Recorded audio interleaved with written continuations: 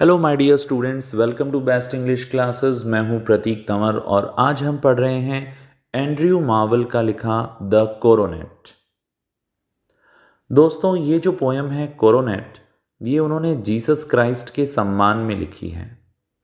वो कहते हैं कि जीसस क्राइस्ट को क्रूसीफिकेशन के समय, यानी जब उन्हें सूली पर चढ़ाया गया था, तब उन्हें कांटों का मुकुट पहनाया गया था।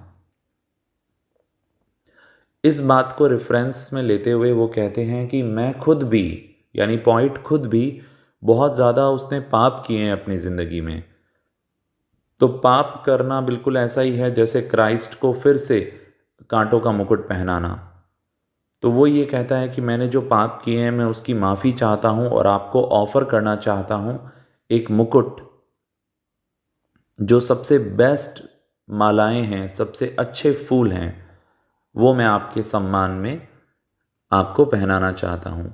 इसी बारे में है ये पोएम। सो आइए शुरू करते हैं। क्रूसीफिकेशन स्टोरी से जुड़ा हुआ है।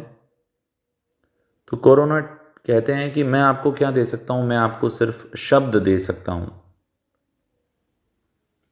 वो कहते हैं कि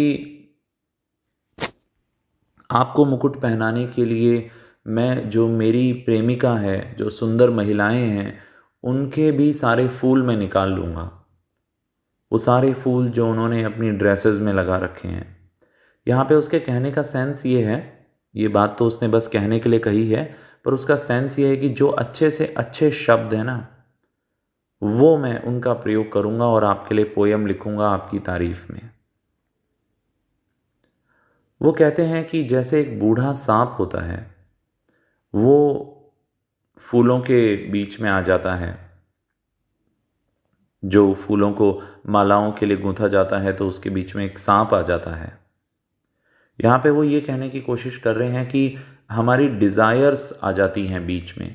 जब हम एक अच्छी पोयम लिखना चाहते हैं क्राइस्ट के लिए, हम उन्हें ऑफ़र करना चाहते हैं, तो बीच में हमारी डिज़ायर आ जाती है, हमारी इच्छाएं आ जाती हैं कि हमें प्रसिद्धि मिले, हमें ये कोई सांसारिक उपलब्धि मिले। ये सब एक बूढ़े सांप की तरह हैं।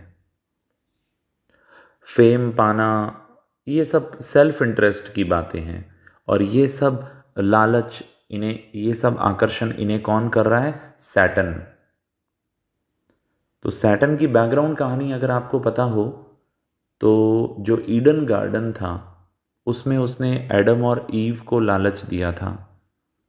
तो ये उसी का जिक्र यहाँ हुआ है। अब पॉइंट खुद को स्कोल्ड करते हैं, खुद को भला बुरा कहते हैं मैं सेल्फिश हूँ, मैं एक सच्चा ट्रिब्यूट नहीं दे पा रहा हूँ अपने क्राइस्ट को। और फिर वो कहते हैं कि आप ही क्राइस्ट कुचल दीजिए सांप को भी और मालाओं को भी, जो मैंने बड़ी चालाकी से गूंथी है। मेरी जो मालाएं हैं वो क्राइस्ट के हेड पर जाने के लायक नहीं हैं। क्राइस्ट को उन्हें पैरों तले रौंद देना चाहिए। मेरी मालाएं तो उनके पैरों के ही लायक हैं। तो यहाँ पे आपने देखा होगा कि एक इनर मीनिंग अलग चल रहा है और एक नॉर्मल मीनिंग अलग चल रहा है पूरी पोयम में।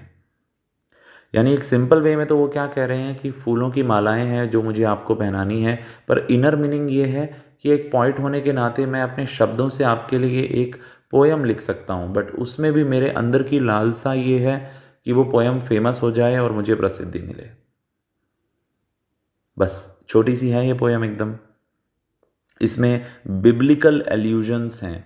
एल्यूजन एक ऐसा लिटरेरी डिवाइस होता है जिसमें आप कोई रेफरेंस देते हो किसी बात का। ज़्यादातर बाइबल के रेफरेंसेस हमें देखने को मिलते हैं बहुत सारी पोएम्स में। तो वो ट्रिब्यूट तो देना चाहता है और साथ में वो एल्यूजन्स की भी बात कर रहा है, क्रूसीफिकेशन के टाइम की बात कर रहा है। तो बहुत सारे यहाँ पे इस तरह के एल्यूजन हैं। इसकी थीम आपको समझ में आई गई होगी। इसकी थीम यही है कि मैं आपको कुछ देना चाहता हूँ पर मैं इस लायक नहीं हूँ, क्योंकि मेरा अनहोली मोटिव है, इसके अंदर पवित्रता नहीं है। तो मेरे जो गीत हैं, मेरी जो पोएम्स हैं, वो आपके पैरों के लायक है, आपके सर के लायक नहीं हैं। सो फ्रेंड्स, इतनी सी थी ये पोएम। आई होप आपको समझ में आ गई होगी। ये एक रिलीजियस पोएम है, एक डिवोशनल पोएम है। यहाँ पे वो ये बड़ा मुश्किल पाते हैं कि एक अच्छी पोयम बिना किसी सेल्फिश मोटिव के लिख पाना।